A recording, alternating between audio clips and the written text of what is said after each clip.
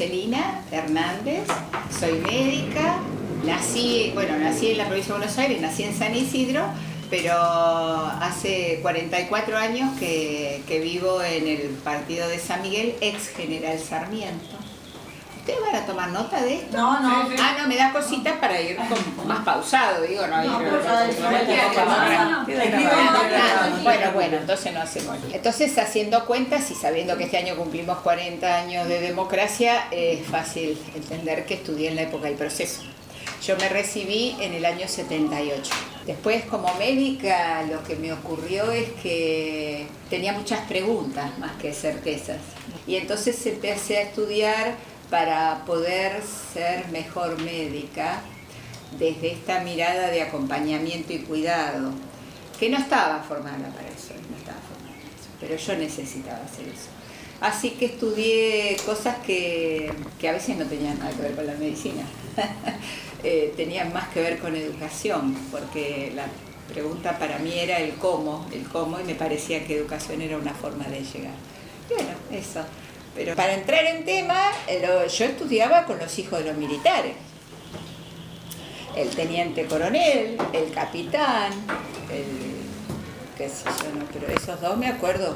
Leguizamón Galarza era uno, teniente coronel, y el capitán Galotti, y y después médicos que trabajaban en la fuerza, los papás eran médicos que trabajaban en las fuerzas.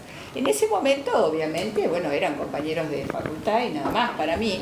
Claro, después cuando uno revisa la historia, para lo cual, entre otras cosas, por supuesto, jamás en mi universidad tuve una protesta, nunca supe lo que era un centro de estudiantes, nunca, ni en la escuela, ni en la universidad, nunca una marcha, una protesta, si bien cuando abrías la puerta, veías pasar en el año 73, cuando falleció Allende, protestan los estudiantes y van hacia el Congreso. Entonces venían por Córdoba y doblan por Callao, y mi universidad quedaba en Callao, entre Lavalle y Tucumán, en el colegio de los curas de El Salvador, que son jesuitas. Ahora la universidad tiene edificio propio, pero en esas épocas, hace más de 45 años, estaba ahí en esa escuela. Y vi pasar la manifestación de gente joven protestando y yo no entendía nada, porque por supuesto en mi casa que eran apolíticos, mentira, eran gorilas, totalmente, pero pasaron muchos años de que pude entender todo esto. Cuando pude empezar a darme cuenta que había otra historia, cuando empecé a ser médica y fui a trabajar al Hospital Castex, que casualidad conocí a quien es hoy mi pareja. Ahí empecé a empezar a darme cuenta que había otra forma de vivir diferente. Pero a mí, por ejemplo, jamás en la época del proceso me pararon para pedirme los documentos. No viví esa situación. Yo vivía en esa época en Caballito, tomaba el subte, bajaba en Acoite y Rivadavia, por ahí vivía en la calle Valle, a una cuadra de Independencia. Nadie me paraba, nadie me pasó nada, yo digo, evidentemente hubo otro mundo absolutamente ajeno, y otra es que estuve totalmente cercenada en información. Lo que hice durante toda la época de la universidad, era estudiar 24/7, digamos, esto era lo que yo hacía. Mucho estudio, mucho. Sábado, domingo, siempre uno estaba estudiaba con compañeras, compañeros, pero no hacíamos más que eso, estudiar muchísimo, que además era el mandato familiar. Por supuesto, mi papá era contador, mi mamá era comercial. Nada, esta cosa de que yo en esta etapa la tarea era estudiar, así que difícil después empezar a darse cuenta, ¿no? Todo lo que estaba pasando, ni una palabra fuera de lugar, jamás, nunca. Es asombroso, porque a mí no me pararon para pedirme los documentos. Yo digo, pero yo tomaba colectivo, viajaba en transporte público, viajaba en tren. No sé dónde estuve. Es increíble eso, es una cosa que para mí todavía hoy no la comprendo, cómo circulé por determinados lugares, que era eso, yo tomaba el subte y me viajaba en Callao, no sé, pero no me tocó. No me tocó nada. No sé, es una pregunta que me queda. Alguna vez cuando cumplimos 25 años de médicos nos juntamos con los compañeros, pero es algo que yo digo, qué habrá pasado, cómo es que estábamos, capaz que estábamos, supongo yo, en listas de gente que no había que molestar, así como había otras listas. Como estábamos protegidos entre la curia, que los jesuitas no eran precisamente, eran de los que desaparecían, no de los otros, por ser de la Universidad de El Salvador o por estar con compañeros que eran de la fuerza. Pero yo me acuerdo que a Lambruschini le pusieron una bomba en la casa, debajo de la cama, y era una compañera de facultad de la hija la que hizo eso. Digo que podría haber estado yo sospechada también, ¿no? Bueno, no sé, no me tocó. Digo, así que esto también es para cuando la gente dice no puede ser que no te enteraste. La verdad es que yo lo he revisado toda la vida esto, porque imagínate que después me puse del lado para mí correcto de la vida, por la defensa de los derechos, ¿no? Por los juicios, por toda esta cuestión de investigar qué pasó y dónde están. Y para mí son 30.000. Entonces es muy doloroso haber estado transitando esto. No sé, evidentemente estuve nada, no me tocó nada. Por supuesto no tuve ningún compañero ni profesor, nada. Todo ahí adentro era como si nada pasara. Nunca, bueno, yo no sabía lo que era un paro, por ejemplo, una protesta, nada. Es como que los primeros 24 años de mi vida fueron así. Y después abrí la puerta a ver qué pasaba. ¿Desarrolló su trabajo como médica en el territorio ex General Sarmiento? Sí, todo. Lo primero que yo hice cuando me recibí, estuve en el Castex, en la primera etapa así de formación intensiva que se llama residencias médicas. Bueno, cuando terminamos, no, ni siquiera que yo la terminó primero mi marido en el año 80 y ahí se acaba la beca, porque es una beca de capacitación que te contrataba o nación o provincia. Justo estuvimos en la transición que pasaron de nación a provincia los hospitales. El Castex se provincializó, que ahora le llaman Eva Perón, perdón, yo hablo Castex, pero es el de la Ruta 8, ¿viste? El Eva Perón, ahí estudiamos nosotros. Entonces cuando se acaba la beca, salís a buscar trabajo. En general en el hospital podías quedarte, pero para hacer guardias, ¿viste? Y los fines de semana. Entonces, bueno, y acá en el Arcade de San Miguel había trabajo, había nombramientos para médicos, pedían médicos, era el año 80, todavía estábamos en la época del proceso, pero pedían médicos con nombramientos de 48 horas semanales. Entonces hacíamos guardia los lunes, 24 horas, y después las otras 24 distribuidas en 4 jornadas de 6 horas. Y ahí completabas la semana. Eran muy buenos sueldos que nos permitía a nosotros alquilar una casa y trabajar y no trabajar en nada más. O sea, era un sueldo de la salud pública, era municipal el sueldo, era el municipio que te contrataba, no era ni la provincia ni la nación, que suelen tener presupuestos más grandes, ¿no? Lo que hicimos fue, en esa década del 80, los consultorios de los médicos estaban en las casas. Entonces nosotros acondicionamos la parte del garage, hicimos una pequeña sala de espera y un consultorio. Y yo era médica de ferroviarios, PROSAFE se llamaba el programa de salud de ferroviarios, y él era médico de PAMI. Entonces atendíamos por cápita, que es un sistema que el paciente tiene derecho a la consulta, nunca paga nada, aunque ustedes no lo crean, eso existió. Y a vos el Estado, en este caso era la Nación, tanto ferroviarios como PAMI eran obras sociales nacionales, había ferrocarriles nacionales, y en la consulta no había dinero de por medio y el paciente, al estar capitado para vos, tenía el derecho de venir. Uno organizaba los turnos, pero si había una demanda también. Y yo y PAMI también, hacíamos domicilios programados, o sea, te llamaban, no era la urgencia, pero sí lo resolvías en las siguientes 48 horas. Fui siempre una trabajadora de salud en la que en mi atención, en mi vínculo, en mi relación con el otro, no estaba el dinero de por medio. Esto era para mí importantísimo y lo pude conservar hasta que me jubilé. Yo nunca tuve plata en el consultorio, a mí me pagaban otros. ¿Quiénes me pagaban? En realidad el circuito era porque a mí me pagaba, el ferroviario tenía derecho a esto a través de su cobertura social, claro, y me pagaba ferrocarril, a él le pagaba el PAMI. Entonces eso, hacíamos el hospital, la guardia del hospital los lunes, él se iba los jueves de guardia, las tardes eran de consultorio, llevábamos hijos a la escuela, salíamos, retirábamos los chicos en casa, consultorio en casa. La década del 80 fue criar y en realidad en la sala de espera los chicos hacían la tarea con los pacientes, era una cosa hermosa. La década del 80 fue espectacular, ni que hablar de lo que...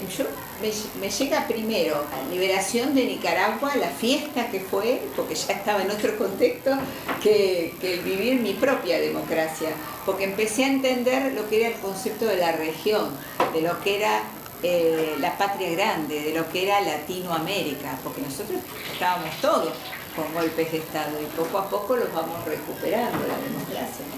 Brasil, Uruguay, Chile, Paraguay, Bolivia, nada, era un desastre todo, mucha represión, mucha muerte. Y bueno, cuando en Nicaragua me acuerdo la fiesta, porque obviamente mis compañeros de hospital ya venían con otras historias, ¿no? Y de mucha militancia, entonces la verdad es que era un despertar a la vida impresionante, empezar a entender de dónde venía uno, ¿no? Bueno, la verdad es que cuando uno, tengo un docente al que admiro mucho, se llama Mario Robert, y él dice, cuando nos respondimos todas las preguntas, aparecen nuevas preguntas, ¿no? Entonces era esto, empezar a entender esto y ahora decir, bueno, pero ¿y esto?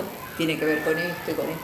Una maravilla. Pero sí, el Hospital La Arcade fue para mí el despertador a la vida, y el estilo de vida que tuvimos en la década del 80 nos permitió consolidarnos mucho en lo territorial, porque yo era la primera vez que tenía tanto tiempo en una casa, porque yo siempre había estado en institución, una cosa muy rara.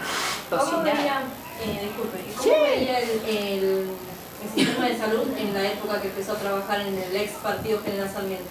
Cuando llegamos acá todavía eran radicales los que estaban con el proceso, el intendente era radical, que estaba dispuesto a hacer un armado y a mejorar la salud, o sea, nos convocan, habilitan esta modalidad de contratación porque querían mejorar la salud pública. El Arcade era el hospital principal, digamos, tenía en esa época 180 camas del partido General Sarmiento, ¿no? Que saben que José Cepaz y Malvinas también, además de San Miguel. Y después estaba el Carrillo en Polvorines, y había, por ejemplo, en Del Viso, me acuerdo porque nos tocó, una sala, un centro de salud que tenía guardia médica de 24 horas. Entonces, por ejemplo, cuando no estaba el médico ahí, y no me acuerdo el nombre, pero quedaba cerca de la estación, porque no teníamos auto y yo llegué en tren ahí, si me acuerdo, y caminé y llegué. Entonces fui a cubrir esa guardia 24 horas, que estaba con una enfermera, y podíamos hacer por ahí un parto sencillo, que no era mi tema, ¿no? No me tocó, pero si no, curaciones, bueno, y después sí atender cosas, pero digo desde el punto de vista de decir hasta dónde la complejidad y no derivar, porque la gente acudía a ese lugar sabiendo que era lo que podía esperar de atención en ese lugar, digamos, si estaba con una herida de bala, no iba a ir ahí, pobre, porque sabía que uno más no iba a poder hacer mucho. Y había gallinas, gallos, me acuerdo de una cosa, porque estaba muy despoblada la zona en esa época, ¿no? Estamos hablando de 45 años atrás. ¿Vos sos de ahí? Yo vivo cerca, sí, 2 veces me atendieron ahí. Pero sigue estando el centro de salud. Sí, es para chicos. Para pediátricos. Sí. Mira, bueno, hace muchos años, sí, muchísimo. Y nosotros en La Guardia, en el Arcade, éramos 4 médicos clínicos, 2 ginecólogos, 2 anestesistas, uno para la general y traumato y otro para obstetricia, 2 parteras, 2 médicos ginecólogos, 2 anestesistas, 4 clínicos, 2 cirujanos y 2 traumatólogos. Tenemos un equipazo impresionante. Se trabajaba muchísimo, teníamos unas 250 consultas de guardia por día, era infinito, vos abrías la puerta, quien sigue, y siempre había cola, siempre iba a las 3 de la mañana, a las 5 de la mañana, a las 10 de la noche, a las 3 de la tarde, siempre cola. Se trabajaba mucho, se aprendía mucho y se sufría mucho, porque nosotros no teníamos neurocirugía. No había en la región neurocirugía. Las derivaciones tenían que ser al hospital provincial, al Castex, que por supuesto al ser regional estaba saturado, porque imagínate que la región sanitaria quinta tiene 13 municipios, con un solo efector que resuelva la neurocirugía.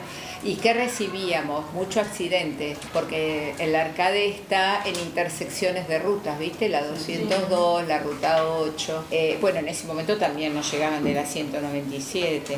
mucho accidente y el hospital respondía, pero los neuroquirúrgicos era dramático porque no tenías muchas veces la oportunidad de derivar. Insumos había, lo que no había era camas, siempre estábamos con falta de camas. Insumos, yo no recuerdo haber dicho necesito un Demerol y me dijeran no hay, o está convulsivando, trae un Valium y me dijeran no hay, esa cosa no la viví nunca. Guantes, llevaba cualquiera enseguida, una vía, todo, se trabajaba, había insumos. Por ejemplo, no me pasó de llegar a un politraumatizado, y por supuesto hacíamos radiografía, no había tomógrafo. No, la década del 80, ni ahí. Podíamos hacer las placas, sí. Podíamos hacer diagnósticos. Perdón, en el laboratorio había un bioquímico y un técnico en laboratorio también. Digo que no era un dato menor. En rayos había un técnico. Pero sí se trabajaba mucho y muy bien. Mucho equipo, mucho sentido de cuidar al otro. Eso era bueno también. No éramos todos iguales, no. Pero faltaban camas, nunca alcanzaban. Vos es la cama caliente, ¿viste? Me acuerdo que ibas a la terapia, tenía 4 camas. Nada más, 4 camas de terapia intensiva es escasísimo. Entonces vos ibas y hablabas, ¿no? Y le decías, bueno, no tenés ninguno para pasar a clínica que esté más o menos compensado, lo pasamos a clínica y liberamos la cama de terapia. Tengo un infarto, por ejemplo, una cetoacidosis diabética, paciente en coma por un traumatismo al cráneo. Entonces me acuerdo que hacías magia tratando de buscar una cama. También estaban en crisis las camas de otras instituciones, entonces derivar un paciente era muy difícil. Entonces vos tenías a veces en la guardia 6 pacientes agudos y muy graves y no los podías ni derivar ni internar. Entonces la guardia pasaba a ser como una terapia, ¿viste? Por ejemplo, no teníamos respirador. ¿No había o no existía? Sí había respiradores, pero no en la guardia. No en la guardia. Había en terapia. Los de terapia estaban ocupados con los de terapia. Era un desastre. En eso sí, era un alto nivel de estrés. Profe, y el tema de las camas que no había, ¿por qué no? Y porque había que construir, claro. O sea, el hospital nuestro era viejo cuando empezamos a trabajar. Era re viejo, de techos altos, un pabellonado. Por ejemplo, pediatría casi no existía, eso lo hizo el doctor Estrafase, digo Estrafase, hay que reconocer porque ideológicamente estábamos en las antípodas, pero a la hora de trabajar para la gente era infalible. Y la verdad es que el tipo supo armar un servicio de pediatría de excelencia, No había neonatología, se montó en esa época, claro, todo estaba en crecimiento y en desarrollo, pero no daba abasto. Por ejemplo, las cunitas de neo también eran 10, después necesitabas 20 y así. 1978, cuando se firmó el acuerdo de Alma-Ata, ¿cómo se vivió su implementación en nuestra región, no? Claro, muy bien, qué lindo. Porque ahora yo te voy a contar que había una vez una señora que hacía guardia y hacía todo eso que ustedes escucharon, y resulta que yo quería dejar de hacer guardias. Era el año 89, 11 años después de la firma de Alma-Ata. Nosotros tuvimos un problema muy grave en el año 78 cuando se firma Alma-Ata, porque nosotros estábamos bajo dictadura y Alma-Ata era atención primaria de la salud, con derechos en la comunidad, participación comunitaria, todo eso no existía. Entonces nosotros pertenecíamos a la OMS, Organización Mundial de la Salud, y por pertenecer los estados vinculantes deben acatar las resoluciones que se toman. Entonces le encontraron ahí una estrategia intermedia en la que empiezan a habilitar la construcción de centros de salud, que antes no eran tantos. De hecho, en San Miguel había 6 centros de salud. Uno era el que hoy se llama Antoniazzi, otro era el de Barrio Mitre, que no me acuerdo cómo se llama. Barrio Mitre, el de Barrio Mitre no me acuerdo. Bueno, ahora tienen otros nombres, pero bueno. Me acuerdo en el barrio Urquiza, que estaba el dispensario de Miriam Sutton, la cordobesa. Era así, salpicadísimo, probablemente el de Polvorines era otro, pero los abrieron como para decir, cumplimos con que la gente acercar la atención de la enfermedad, no de la salud, la atención de la enfermedad en los barrios. Pero fue un tema estratégico político en el que como argentinos había que explicar por qué no se hacía lo que decía Almagro. Entonces la vuelta que le encuentran es esta: poner salpicaditos, salitas, donde se atiendan enfermos. Claro. Lo que pasa es que el CAPS es atención primaria de la salud, y atención primaria de la salud ya abarca otras cuestiones, porque a ti abarca salud, no necesitas estar enfermo. Podés trabajar promoción de la salud y prevención de enfermedades para no enfermarte. Así que cambia ahí. Y eso no, en esa época no, así que excelente la pregunta, porque tardamos 11 años en implementarlo acá. ¿Y por qué me acuerdo del 89? Porque me ofrecieron, ahí viene al hospital y preguntan si a alguien le interesaría ir a trabajar a los barrios, qué sé yo. Y entonces yo dije, quiero dejar la guardia y quiero ir a trabajar al barrio. El barrio Mitre entonces era desde la 202, desde Defensa hasta Maestro Ferreira y hasta el fondo la cancha de polo. Recortaba un poquito por el Sonda y Charlone, ahí en ese pedacito había unas manzanas asfaltadas que eran del propietario. Pero después así aumentaba y se iba hasta el fondo. 79 manzanas ocupadas de la chacra de Maximiliano Bencich. ¿Por qué se ve eso? Porque hice muchas cosas yo para que esto se aclarara un poquito y entonces me dediqué a buscar la historia y a protestar en muchos lugares para que la gente que vivía ahí poco a poco, no fui la única, formaba parte de un equipo en la que queríamos que esas tierras por fin tuvieran la titularidad los que la estaban ocupando. Bueno, eso, 79 manzanas de terrenos ocupados, y ahí la provincia desde el Castex construyó ahí un centro de salud. Entonces fui a ese lugar, no el municipio, el centro de salud estaba construido de antes, en la época del proceso lo cerraron, la salita, y se volvió a reabrir, una muy bonita en su estructura, bien fuerte, bien hecha, se volvió a abrir en democracia. Y en el 89 ya empiezan a convocar para armar equipos de trabajo en atención primaria de la salud. Y ahí fui. Y ahí me fui y me enamoré de ese trabajo y me quedé 11 años ahí. Ahora yo quiero preguntar si observó transformaciones en el sistema de salud durante el retorno democrático.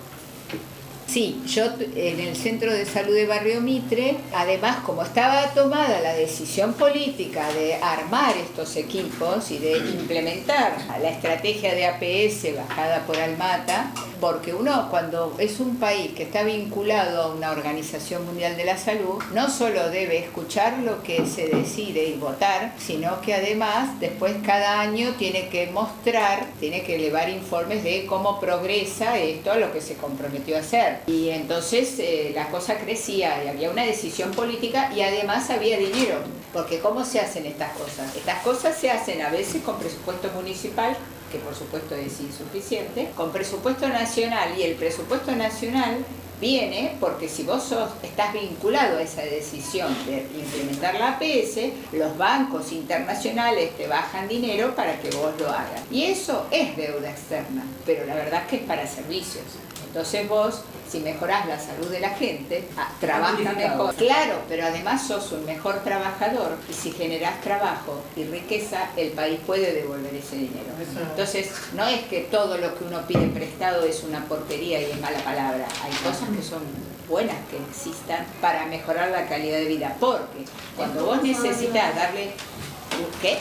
Estuvo bien usada. Sí, claro, porque cuando vos necesitas darle un empuje a la salud, por ejemplo, que es lo que yo conozco, y necesitas decir, por ejemplo, necesito un hospital de alta complejidad, 2 de mediana, uno acá que sea lo que se llaman policlínicos, que concentran en forma satelital varias salitas. Entonces vos, todo ese entramado en salud para la gestión y el cuidado, necesitas de dinero y no, a veces no lo podés hacer por parte, necesitas realmente montar todo al mismo tiempo. Entonces pedís el préstamo y después cuando la gente está mejor y trabaja, porque ustedes ya vieron la historia de Carrillo y cómo logra, ¿qué le pasa a Carrillo con los pibes que iban a hacer la colimba? Las enfermedades que ellos tenían. ¿Qué tenían los pibes? ¿Qué? Neumonía. Sí, tuberculosis. Los pibes no estaban en condiciones de llevar un fusil ni de salir al salto salto en rana, no sé qué carajo que les piden. No podían hacer nada los pibes, estaban desnutridos. no tenían dientes, Bueno, 21 años, un desastre. Y ahí es donde él dice, ¿qué militares queremos formar con esos tipos que no les da, no están muertos de hambre y enfermos? ¿No? Así empieza Carrillo a hacerse las preguntas. Y él dice, sí, y estos son los trabajadores del futuro, después que terminan la colimba van a ir a buscar laburo, ¿de qué van a trabajar si están enfermos? Entonces tenemos que ocuparnos, por eso él empezó por los hombres. Están las mujeres en la lista de Carrillo, después vinieron. Pero él lo que quería es que los trabajos, porque ¿cómo producís en un país si no tenés gente sana que produzca? Es imposible. Bueno, y acá lo mismo. Esa plata vuelve después cuando vos tenés una población sana.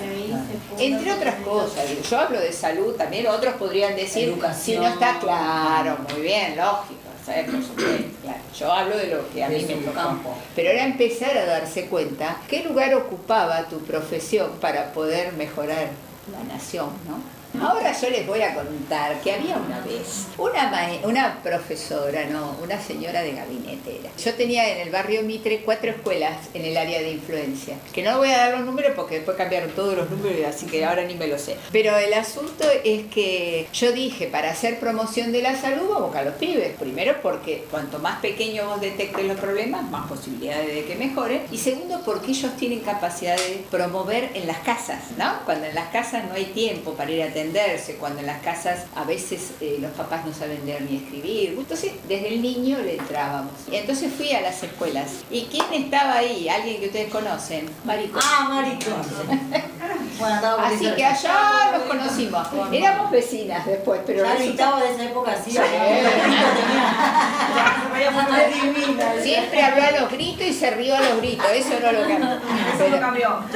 Eso ahí en Barrio Mitre. Sí, ahí nos conocimos con Mariconte en el año 89, porque ella veía también que había problemas de salud en los pibes y no tenía que hacer, porque tampoco los turnos, viste, todo era un infierno. Entonces cuando ve que el centro de salud tenía otro perfil, ella dice hay que sumar.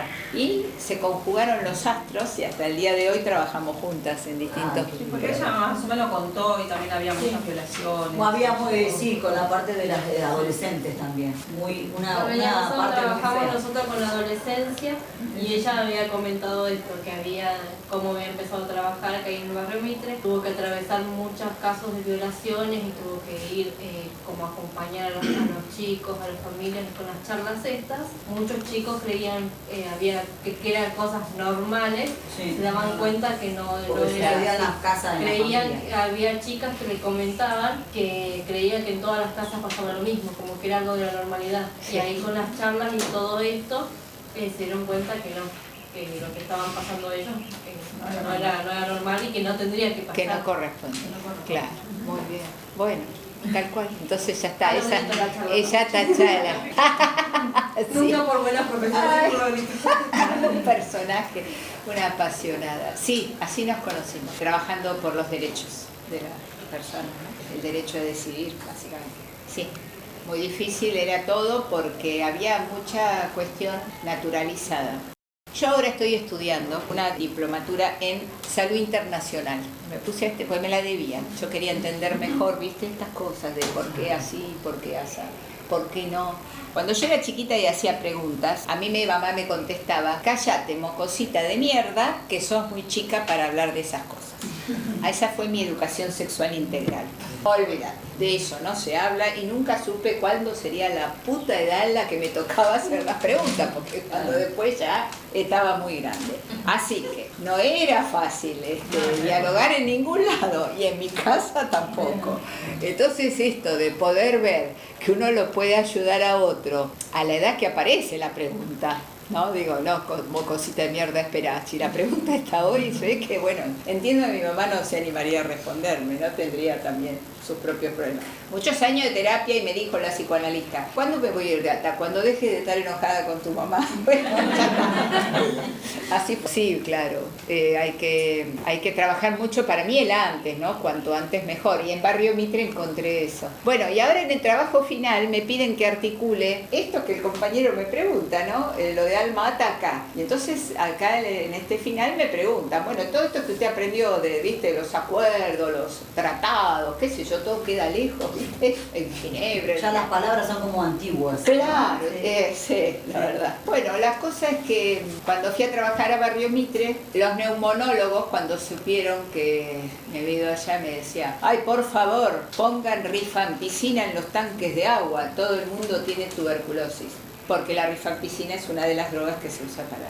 Y los ginecólogos decían, hay que inundar de anticonceptivos los tanques de agua, porque todas son madres, todos los años vienen con pibes. Y entonces yo tenía dos respuestas, que son las que escribí ahora en mi trabajo final. Ellos querían rifampicina y otros que inundaran. Ellas querían ser madres a los 14 años, porque así era en su familia. Las mujeres eran madres a los 14 años. Era como cultural. Muy bien. Entonces ellas eran proyecto de vida, ellas eran las que podían prolongar la vida. ¿Sí? Ellas hacían lo mismo que aprendieron que hizo su mamá, su abuela y todas las tías y todos los que conocían. Ellas, en el barrio Mitre, en la década del 80 no había escuela secundaria, había una en Santa Brígida. Entonces, y que se entraba a las 7 y pico como en las secundarias de jóvenes, no podían ir a la escuela secundaria, porque no podían salir del barrio de noche para tomar un colectivo que no tenían plata y no existían los subsidios. Entonces no se seguía estudiando. Entonces, ¿qué otra cosa? Cuando vos hacías orientación, el proyecto de vida le llaman, en mi época era orientación vocacional, querían ser madres, porque era lo que se hacía. Era lo que se hacía. Pero además el Estado, cuidador y presente, por ahora les había dado un centro de salud, pero nada de educación. ¿Cuándo se dejó de pensar que la maternidad era a los 14? Que yo empecé a ver que no había tantas niñas joven embarazadas. Cuando apareció Dualde con los octavo noveno, 2 años más, que si le resistieron, que esto, que aquello, yo la miraba, ¿no? Porque no. Pero la verdad es que quedaron los pibes adentro de la de la escuela, dentro de la institución, cuidados con alguna oferta de otra cosa diferente de ser madres, hasta los 15, 16 años. Y los sacabas de la calle, porque los pibes, además, ¿dónde iban? A la calle, porque eran menores para trabajar, o laburaban de porquería, con 2 mangos con 50.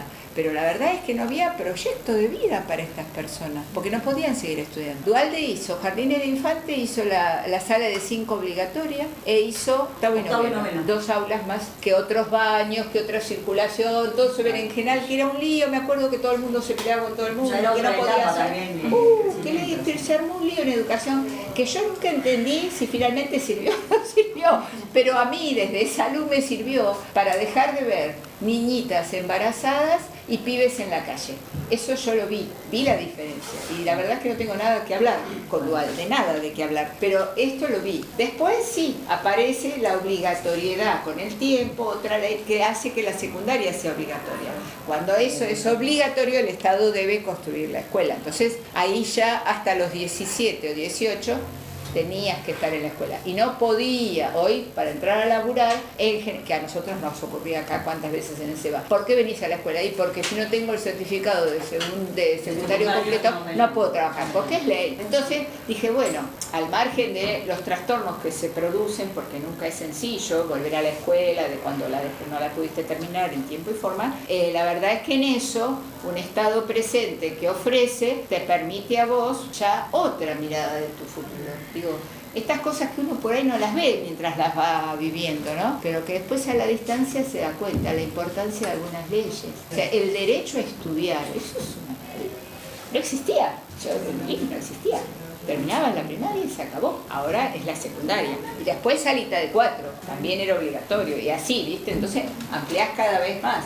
Y si además ya desde tan pequeñito, con la ESI, aprendés el cuidado de tu cuerpo, aprendés a decir no quiero, esto es una maravilla, no vamos a tener. Cuando se implementó la ESI, sí. Cambió mucho más y abrió mucho más las cabezas y menos embarazos. Sí.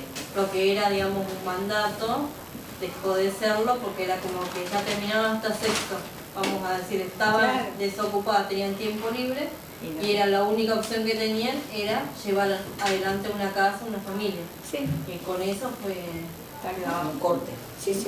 Nosotros hacíamos con Mari Conte, hacíamos esto de proyecto de vida en séptimo. Y las chicas te decían que querían ser madres, porque la verdad es que no había otra cosa para hacer ahí. Porque estudiar era esta complicación de ir a Santa Brígida de noche para ir a la escuela, no era para cualquiera. Además del colectivo, había que En tomar. esa época había las campañas así de los métodos anticonceptivos.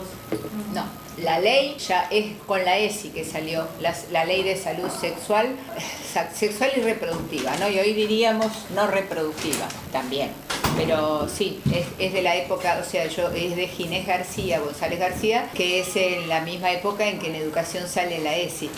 Son parientas, 2006, 2007. Sí, 2005 es la Claro, ley sexual claro. y 2006 la Que yo decía, cuando vi eso, yo no lo podía creer, porque yo lo había hecho toda la vida igual, educar para la salud y cuidar a la otra y ofrecer métodos, pero esto era desde la consulta o de hacer talleres en las escuelas, que había que pedirle permiso a los padres para hacer el taller. Eran temas tabú en esa Sí, época. sí. Y si vos decís, cuando empezás a hablar de la ESI, salud sexual integral, cree que solamente se refiere al acto sexual y no todo lo que conlleva las Claro. enfermedades, los embarazos. Sí, o tus cuestiones de identidad de género también, ¿no?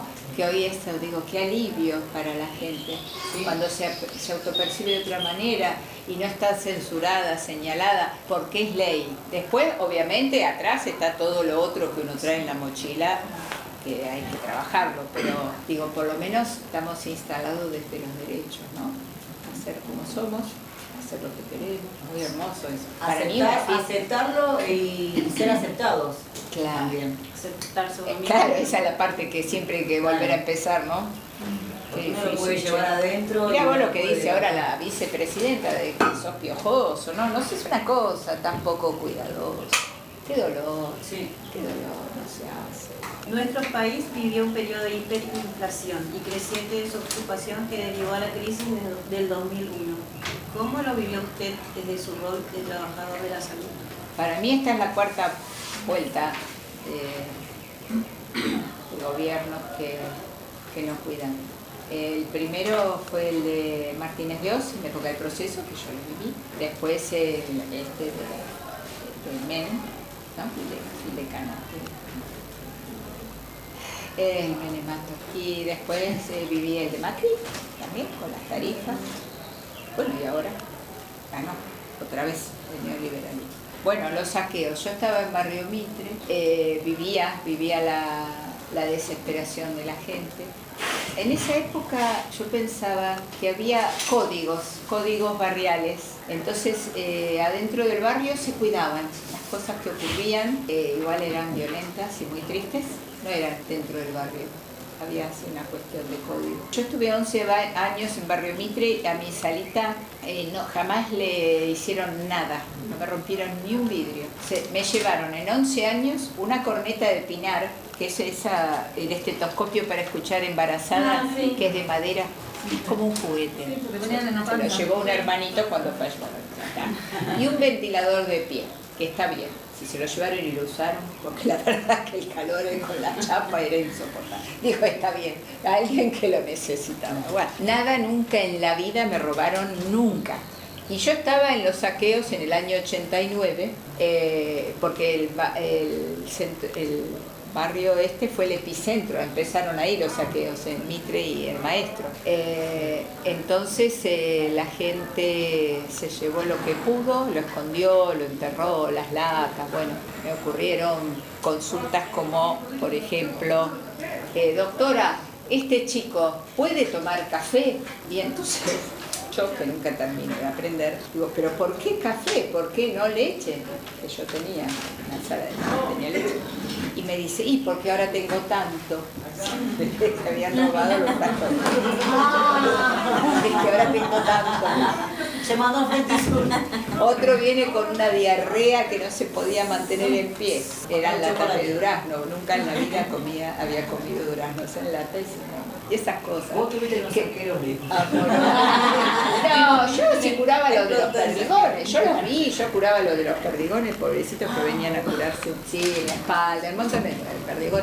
Sí, yo, a mí no me tenían que dar explicaciones. Pero ese y ahora tengo tanto. Qué divino. Así que la verdad, ¿Qué hicimos nosotros el día de los saqueos, 29 y 30 de mayo? Sacamos la leche en polvo que teníamos, que nos mandaba la provincia, a la calle. Pusimos todas las cajas en la vereda y la gente se la llevó. Eso fue lo único. Cerramos la sala y no pasó nada. Que parecía, la gente tenía hambre. Tenía hambre, pero mal, estaba desesperada. Bueno, hay una poesía que circula por ahí, pero siempre, nunca estuve del lado de los que ganaron, eso lo tengo claro. Y entonces siempre pude entender, porque es muy desesperante, ¿no? ¿Cómo se manifiesta la gente? Y un desborde, no sé, no podían más. Y bueno, sobre llovido mojado, viene Menem y empieza a rifar el Estado de esta manera obscena. La hiperinflación, como trabajadora de salud, era difícil los insumos, ahí sí, porque la verdad es que los precios cambiaban por hora, entonces era muy difícil las compras. En realidad, para mí el impacto es como la gente deja de... porque la entrega gratuita de medicamentos también es de la época de Ginés, no es de antes, después del 2001, en la época de los Kirchner. Así que la verdad es que había mucho abandono de tratamiento y no todos los tratamientos son sencillos de suspender. Ya sabemos, la insulina es algo que no puede faltar. O bueno, no importa, un anti para las convulsiones. Bueno, hay muchas drogas que son esenciales para la vida. Así que fueron épocas dificilísimas y uno hacía lo que podía, entre otras, pedir a los laboratorios, bueno, nada, empezar a pensar estrategias, pero todos eran parches.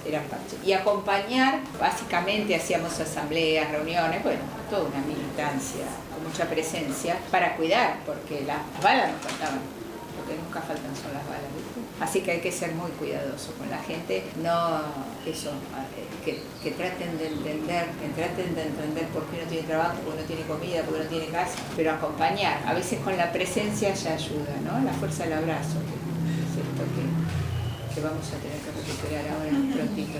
En esto que vos decías de, bueno, todos los 90, ¿no?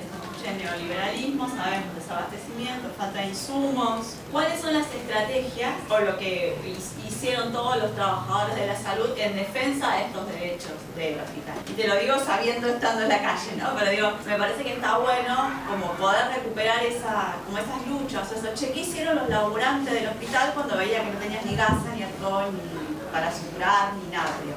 Yo en esa época trabajaba en Barrio Mitre, ya me había dejado la guardia, ¿no? Y pasé allá y acompañaba así desde el cotidiano. El laburante del hospital, y en el cotidiano, y bueno, y por supuesto no abandonaba las luchas. ¿A qué pertenecía? Nosotros teníamos, como laburantes, estábamos sindicalizados. Toda la vida yo, cuando empiezo algún trabajo, si tengo la suerte en relación de dependencia, pregunto dónde está el sindicato. Primer sueldo, primer descuento, siempre. Entonces teníamos el sindicato municipal y el sindicato de la PUL era de profesionales hospitalarios del Hospital Arcal. Luchábamos también con el de educación, SUTEBA estaba también mucho. Y hacíamos marchas, hacíamos denuncias, hacíamos paros, hacíamos ollas populares en los barrios, y ahí arranca, ¿no? La red del encuentro, por ejemplo, en Barrio Obligado, con los saqueos del 89, la gente empieza a organizarse y como trabajadores de la salud estábamos presentes en esos espacios. Y luchamos y peleamos hasta lo posible, hasta el límite. ¿Cuál es el límite? Cuando te echan del hospital. Entonces te dan la baja y te quedas sin trabajo. Y a nosotros nos pasó. Mi marido fue director del hospital junto con la doctora María Elena Gaona y el presidente de la PUL, que era un médico, el doctor Soler. Cuando se divide el partido, en la época de Luca, se sigue la lucha, era año 96 ya, ¿no? Se sigue la lucha todo el tiempo denunciando que se puede trabajar de otra manera, denunciando. Se hacen vinculaciones y se toma deuda externa, pero a punto de partida del beneficio de pocos, como pasó en la época de Macri, ¿no?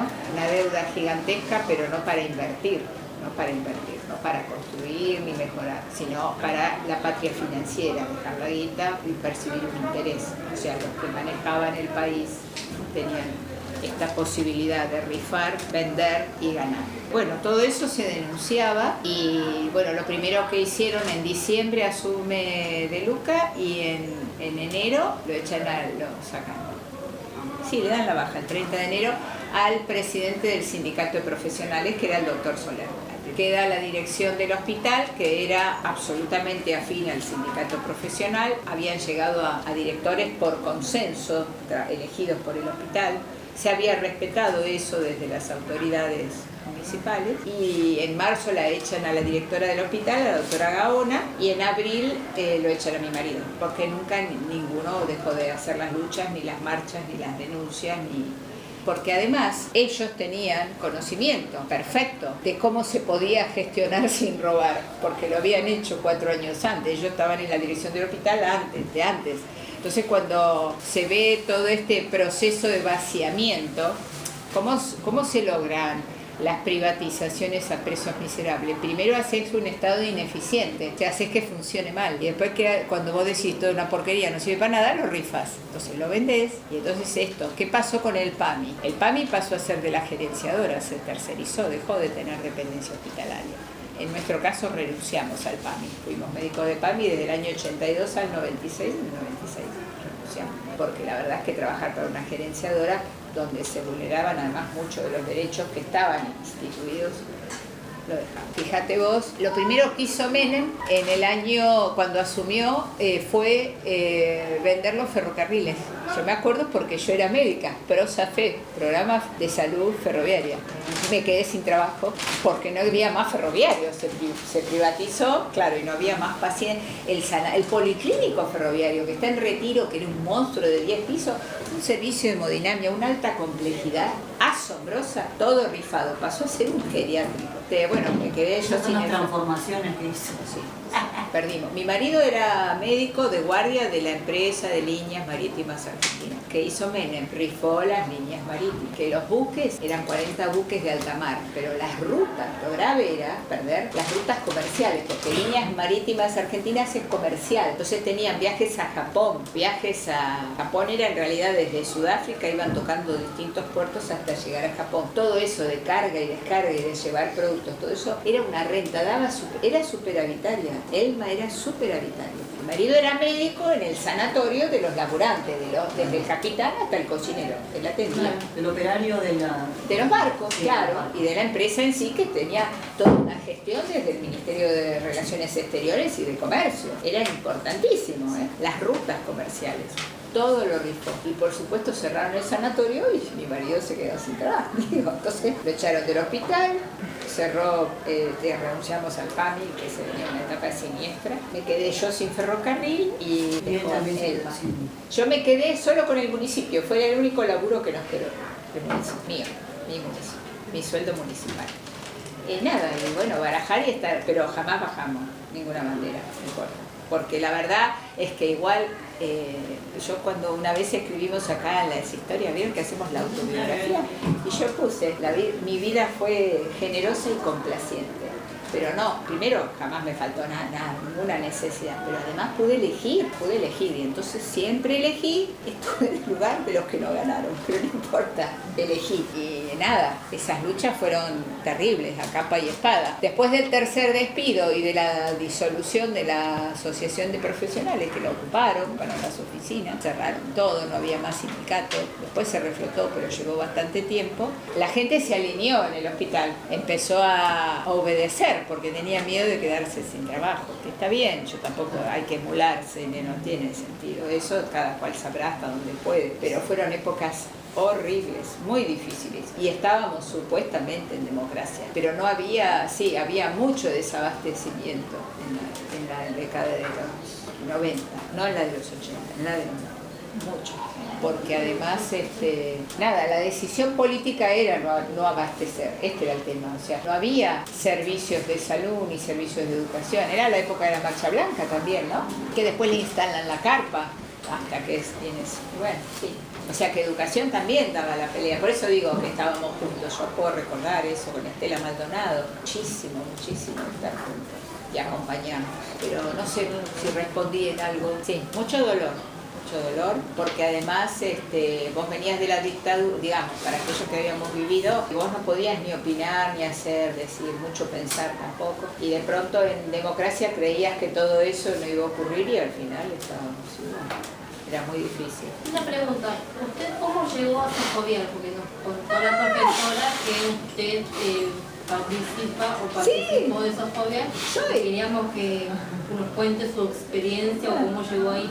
Mira, hoy a la tarde venimos acá a La Paz a hablar con la carrera de comunicación y de artes visuales o audiovisuales. Ahí vienen Hernán y mi marido a hablar a la carrera. A la tarde, a las 18 horas. Tuvimos un intendente, el primer intendente democrático fue Remigio López, un albañil peronista. Y el segundo mandato lo hizo, el segundo intendente es el hijo, Eduardo López, abogado. Cuando el abogado está en la gestión, lo llama a Hernán Alegría, comunicador y estudió historia y bueno, trabajaba en la Sociedad Sin Anestesia con Eduardo Aliberti y tenían acá una movida importante en la Universidad de Luján. Lo llamó porque él hacía videos, para que hiciera videos sobre lo que eran los efectores de las distintas secretarías de obras y servicios, de parques y jardines, de salud, para pasar en la sala de espera del municipio mientras la gente hacía cola para pagar los impuestos. Entonces él dijo, una estrategia para que la gente siga pagando es que sepa dónde va su plata, ¿no? Y lo contrata Hernán. Entonces Hernán dice, está ahí con la camarita, porque antes era así pesada, ¿sí? Entonces dice, ¿por dónde empiezo? Y entonces va al edificio, en las distintas secretarías y pregunta con quién podría hablar para hacer, y les cuenta.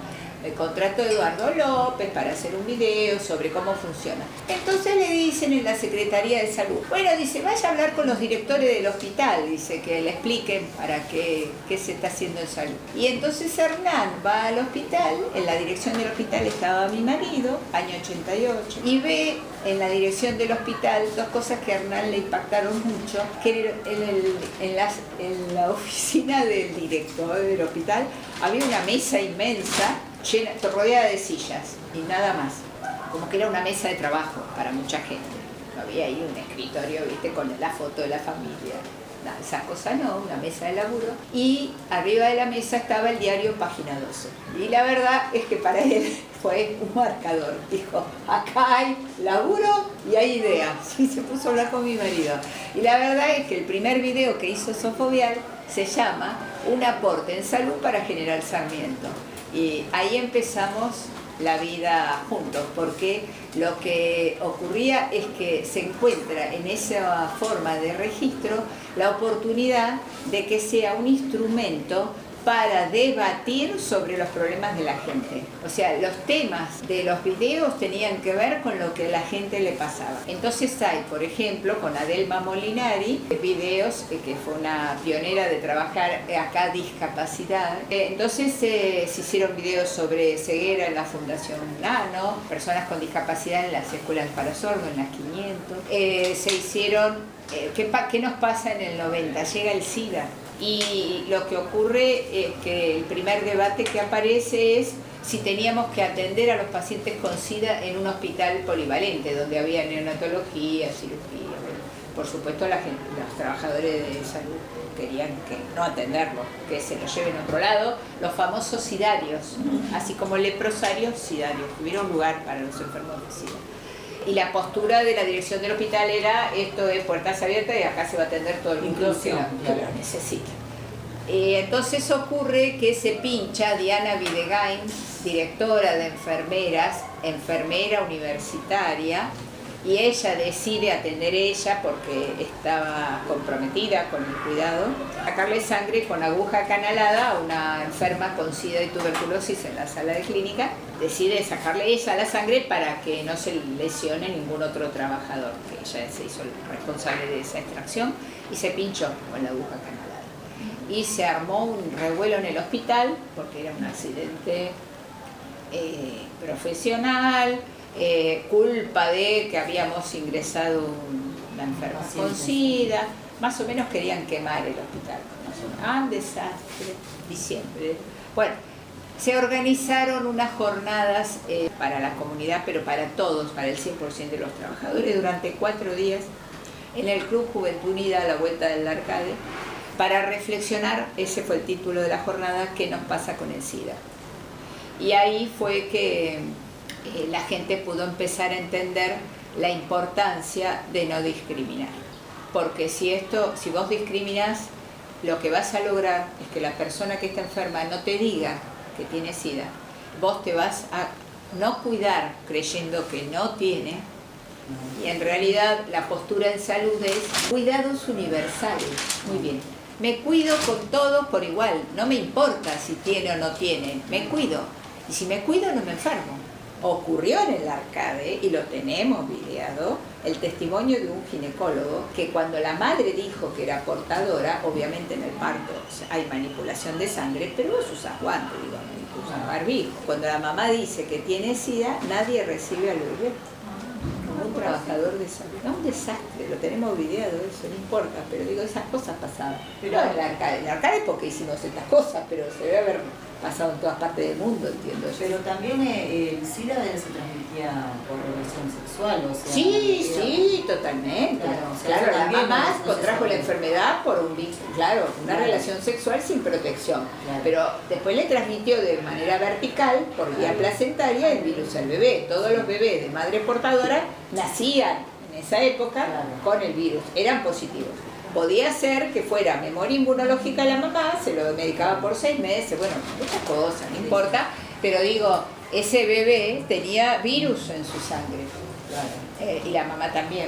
Y bueno, nada, estas cosas pasaban, nadie quería atender a los enfermos. El hospital tomó la vanguardia, en eso sí fuimos pioneros, en decir, acá se van a atender. Y el alivio que produce, ¿no? Pero sí, así empezamos, volviendo a la pregunta. Sofobial empezó a trabajar temas de cuidado de la salud, porque esos videos con los testimonios de los trabajadores, de la gente, de la iglesia, de las prostitutas, de los adictos endovenosos, todo el mundo podía contar qué le pasaba con el SIDA. Claro. Y eso se registraba por supuesto con la convivencia del protagonista, y se pasaba en distintos talleres y hacíamos reflexiones para aprender a cuidarnos todos. ¿Actualmente sigue con el tema de los videos? Sí, porque después Sofobial trabajó mucho en la década de la época de Ginés, en el Ministerio de Salud, y se trabajó todo desde... ¿Ustedes vieron el video que nos pasa? ¿Cómo se llama? La del piojo. El Día del Piojo, en algún momento de la cursada, en estos 3 años, ¿no la vieron? ¿El Día del Piojo? Sí, no importa, la pueden ver. Yo tenía 5 años, No, el Día del Piojo es un video que hizo Sofobial que tiene que ver con promoción de la salud, y es una presentación de una planificación de investigación, acción participativa, redondita, toda. ¿Vos lo viste, Angie, el Día del Piojo? Bueno, digo, es clarito eso. Cómo lo comunitario resuelve los problemas de salud sin discriminación. Se los dejo, véanlo, dura 20 minutos. Claro, sería bueno que eso sea como abierto, pero que tenga más difusión, que tenga más visualización, cosas que tenga más llegada, porque es muy buena información la que están brindando. Sí. No sea solamente para pasar una sala de espera. No, claro, porque es muy buena información y mirás de distintos puntos de vista, o una enfermedad o un video que el mensaje le llegue a la gente. Perfecto, muy bien. Así que bueno, si ustedes ponen en YouTube Sofobial, aparece, y ahí hay 300 videos subidos de todos los temas que quieren, porque Sofobial tiene de allá 35 años de vida. Y lo seguimos sosteniendo, sí, se sigue trabajando, y bueno, a nivel comunitario. Siempre es con la gente y para la gente. Digo, esto de nosotros, y estudiamos mucho y trabajamos mucho con la gente para hacer el video. Es un video proceso, quiere decir que en realidad el primer video del SIDA se hizo para las jornadas del año 90, pero después se fueron haciendo, reversionando, porque además el SIDA también fue cambiando, y hoy por hoy hay mucha oportunidad de que la gente, siendo portadora, se negativice, no contar muchas cosas, se pueden tener hijos, muchas cosas están pasando. Entonces la verdad es que... Y métodos preventivos, como la profilaxis y todas esas cosas, o sea, el uso de preservativo. Sí, nosotros, claro, lamentablemente ahora se ve la campaña de cuando se acerca el Día Mundial del SIDA, ahí aparece en el pero digo, no se reflota, y por eso es que siempre tenemos una meseta de 5.000 casos nuevos por año, no la podemos mejorar, porque la verdad es que no hay mucha conciencia, porque no se sostiene mucho esto en campañas, ¿no? Si bien los métodos hoy son gratuitos y están de oferta en los centros de salud y los preservativos, el uso es lo que cuesta, ¿no? Y la gente hay que educar para que lo utilicen. Eso, ¿no? Me parece. Tanto el que esté, ¿no? Tanto la mujer como el hombre. Totalmente. Sí, sí. Bueno, La información en la campaña hay, lo que pasa es que tenemos que llevarla a cabo. sí. Y ustedes se egresan con todas las herramientas de promotores de salud, con todo, para poder meterse donde quieren y explicar. Claro, porque tampoco es que con el preservativo no es que solamente prevenimos el SIDA, prevenimos muchas enfermedades. Claro. Por más que hay tratamientos, cura y todo eso, pero lleva un proceso largo. Tranquilamente con un preservativo evitamos mucho. Sí. Hola, muy bien, compañera. Yo estaba esperando. ¿Nadie va a hablar de los embarazos inoportunos? ¿Se dice? ¿Cómo se dice? No, hay otra, Empieza ahora con pero no me sale la palabra. No intencional. No intencional. Gracias, eso, no intencional. Sí, está bien. Claro que es inoportuno. Yo no me acordaba, pero dije, hay algo ahí. No quería hacerle que... ¿Está bien? La última fue la de su paso por el CEBA, que fue acá. ¡Qué bárbaro! Fue increíble, che. Bien, lo teníamos esa ¡Qué linda! No, pero así siempre, yo le había dicho el otro día. Yo nada más que la vi en 2 clases cuando hicimos todo. Las grupales. Que a mí se gustaba tenerlo. Qué bueno, en el SEBA. En el año 2008 nosotros estábamos en la Secretaría de Salud del municipio de San Miguel, cuando gana Cristina en la segunda vuelta, ¿no? No, en el 11 ganó en la segunda vuelta, en el 8, cuando gana Cristina por primera vez, nos convoca en ese momento de la Torre a formar parte del gabinete a nosotros a través del que fue secretario de Salud, que era el doctor Gustavo Ucrani. Él había militado la campaña con De la Torre y bueno, le dice que arme el gabinete y a mí me ofrecen, mi marido va de subsecretario y yo voy de directora de primer nivel. Y en ese momento trabajamos mucho, de 7 a 18 horas yo estaba en la Secretaría de Salud, desde que se abría el primer centro de salud hasta que se cerraba el último. Y teníamos los teléfonos, ya ahora había celulares, ya primer mundo era otra cosa. Y cualquier cosa, tácate, siempre respondí. Bueno, nada, equipazo, María León, en epidemiología estaba, nuestra amorosa para... Estábamos ahí, María hacía epidemiología, vacunaba a todo el mundo, siempre, y aparte inmejorable. Para ella, un fracaso en vacunación era el 85% de cobertura. Terrible, porque ella te lo explicaba, ¿no? Divina, una camiseta. Se iba a las terminales de las 7:40 en campaña de ponerle para la rubiola en los varones, a la terminal del colectivo 740, bajaban los colectiveros, salían del turno, chiqui, y vacunaba a todos los hombres. No, pero una genia, hoy nos ponemos de pie, pero bueno, estábamos trabajábamos mucho y muy bien, pero resulta que, como ustedes saben, De la Torre después no tenía las mismas ideas que Cristina. Bueno, fue rotando, se hizo masista, después se hizo macrista y ahora el hermano está con Milei en desarrollo sociético. Bueno, y nosotros pasamos a ser un estorbo, porque nosotros seguimos siendo los mismos. Y nos echaron. Yo estábamos haciendo,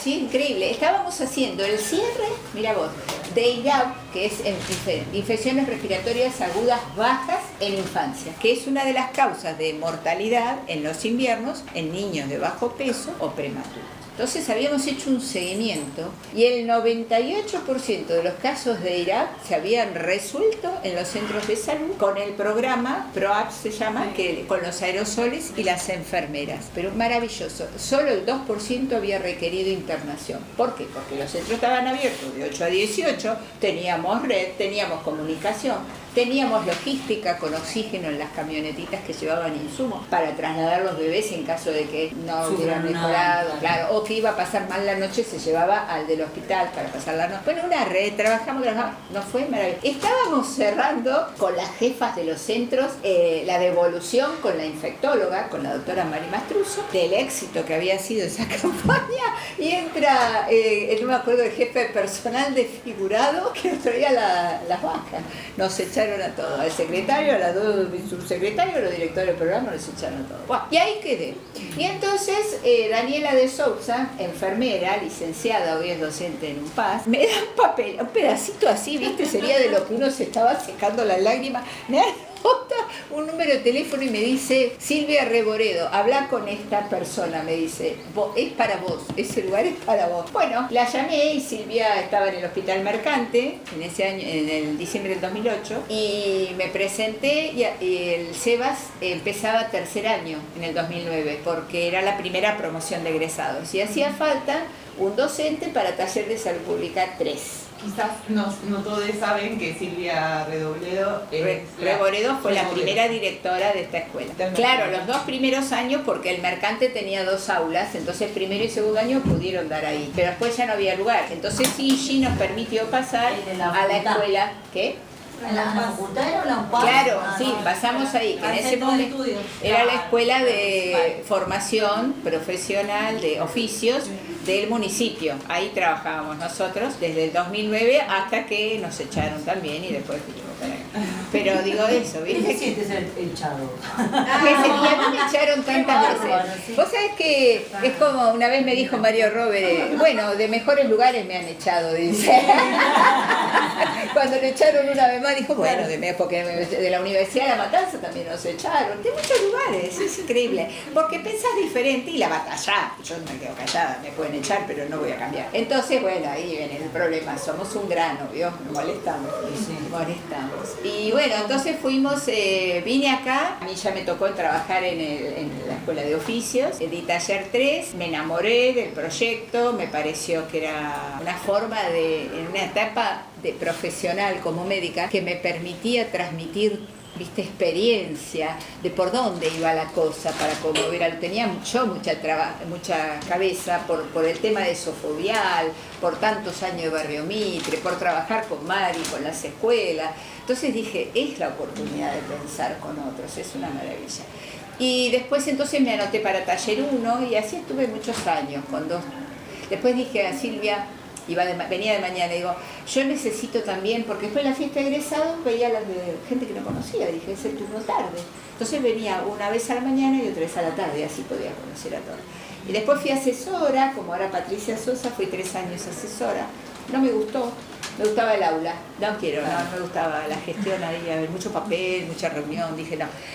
Patricia, por ejemplo, sigue siendo docente, yo no, viste, no podía tanto, entonces dejé la docencia y me dediqué a la gestión y no me gustó. Volví. Y ahí, claro, ya talleres estaban cubiertos, entonces me ofrecieron nutrición, porque la compañera tenía problemas de salud y se iba a jubilar. Entonces, estuve los últimos años ya acá, daba solo nutrición. Pero bueno, y después ya decidí, después, con la pandemia, ¿viste? Fue muy difícil. ¿Y después qué pasó después de la pandemia? Yo tenía 65 años, entonces tampoco me dejaban seguir trabajando como médica presencial. En SUTEBA, yo trabajaba en el sindicato en el área de salud. A modo de cuidado yo seguía siendo médica virtual y yo dije, no, ¿qué médica virtual? Yo que abrazo a los pacientes, que me paro, que los busco, no, digo, esto de la distancia, no, dije, no es para mí, no, y ahí dije, bueno, esto hay que escucharlo también, ¿no? Cuando la vida te va, dije, ya está, misión cumplida. Y bueno, por eso ahora, bueno, 68, ya está bien, ¿no? Alguna vez había que correrse, pero sí disfruto, igual sigo trabajando, pero desde otro lugar. Pero sí, la docencia para mí, por eso después me capacité en el 2010, hicimos el curso que hay que hacer como profesional de salud de capacitación en docencia. Y lo hicimos cada uno de los que laburamos en salud, que no somos, como decía Tapia, no, docentes puros. Nosotros somos docentes puros, ustedes los que estudiaron y nosotros no éramos. Entonces, bueno, hicimos el curso de docente que nos daba la provincia Y nos quedamos y bueno, nada, le di al SEBA la pasión, que es con lo que uno funcionó toda la vida. Pero bueno, por eso llegué al SEBA, porque me echaron y alguien me tiró un papelito y me echaron. Hablar con ella, me dice. Es para vos. Qué desastre. Pero bueno, feliz porque estuvo re bueno. ¿Qué más? Che, así la dejo. Bueno, no sé si alguien quiere comentar algo. Pero dejó una buena suplente, ¿eh? Ay, qué nunca tuve dudas. Ella tenía dudas y la institución tenía dudas, muchos tenían dudas. Yo a mí no me gusta tenía la dudas. relación. Pregunté una cosa, pero a mí me gusta. ¿Y nos podrías contar los proyectos con los que está participando actualmente? Ah, pero mira qué lindo, sí, cómo no, sí. A ver, yo estoy militando, vamos a empezar por lo que me conmueve en este momento mucho. Estoy militando en el Frente Patria Grande. Trabajé para la campaña de Grabois, mucho.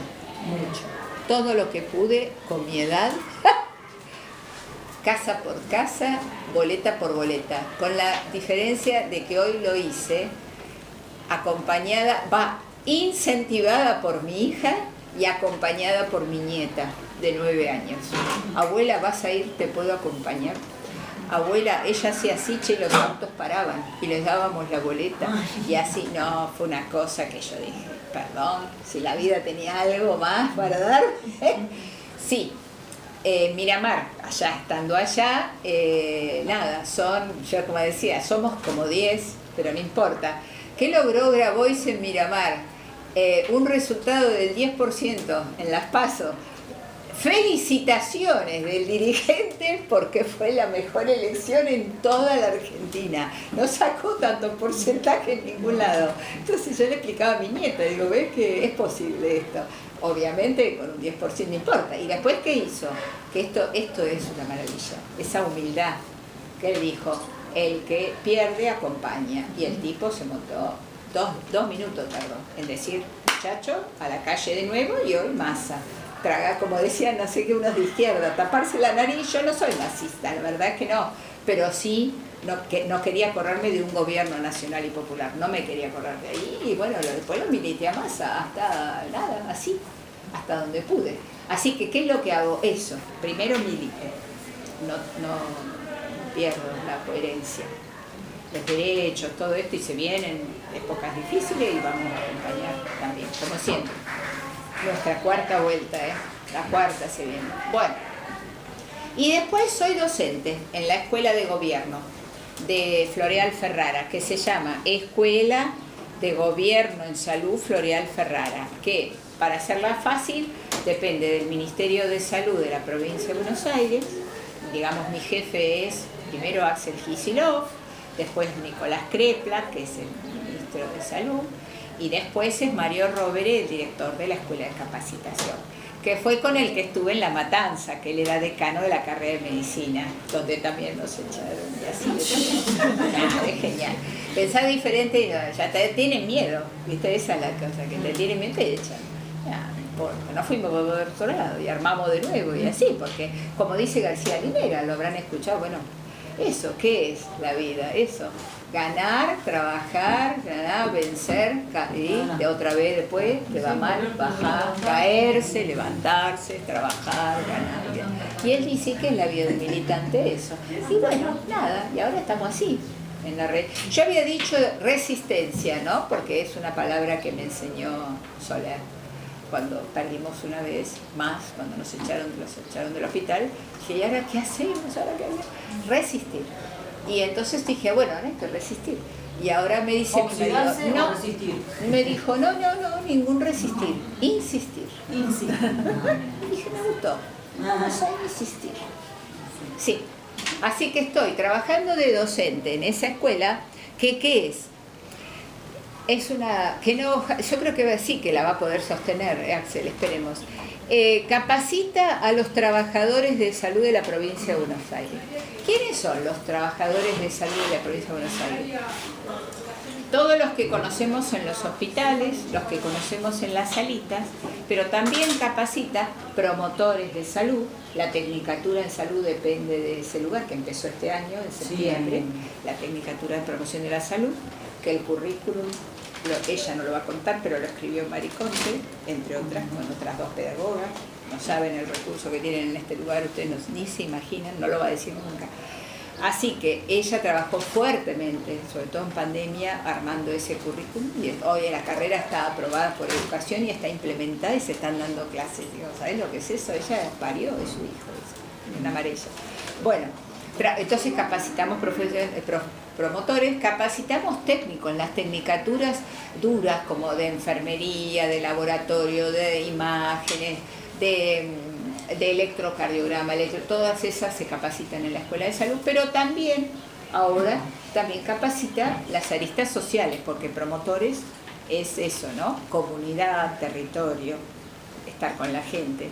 Así que se le puede dar, y hay muchas en acompañamiento terapéutico, hay muchas tecnicaturas que tienen más un corte de lo social. En lo que yo específicamente estoy es con los profesionales. Yo capacito, estoy en un equipo, por supuesto, son diplomaturas, o sea, hay que ser egresado universitario, y hay distintas, hay 16 diplomaturas en la Escuela de Gobierno. Yo estoy en la de Atención Primaria y Salud Comunitaria. Y después me puse a estudiar la de Salud Internacional, así que soy docente y estudiante también. Es muy lindo volver a estudiar. Así que en eso estoy ahora, tratando de que un trabajador de primer nivel de atención que está en una salita estallado, porque la verdad es que hay muchísima demanda, pueda además pensarse como trabajador y puedas no olvidar que es un servicio. Salud y educación y seguridad son servicios, y si vos estás al servicio entonces no pierdas ese horizonte, no te ubiques en víctima, siempre el otro está peor, los famosos padecientes, ¿no? Y después, por supuesto, munirlos de herramientas para cambiar, porque la idea de la educación es que sea transformadora, no para ser más de lo mismo. Digo, no la queja, la propuesta, ¿no? Esa es la diferencia. Quejarse es tato mal, qué porquería. ¿Y a vos qué te toca? ¿Vos qué tenés? ¿No tenés nada que ver en esto? Empezar. Así que bien, me gusta mucho eso también. Gracias. ¿Qué más? ¿Belén? Ya estamos. Y también continúa con Sofobierno. Sí, pero ese no. Ya aparte ya nos multiplicamos porque están los hijos de Hernán, hay mucha gente joven en Sofobial. Nosotros somos lo de las canas, pero hay mucha gente joven hermosa. Bueno, muchas gracias. Sí, Adelina. ¿sirvió? Sí, Ay, qué bien.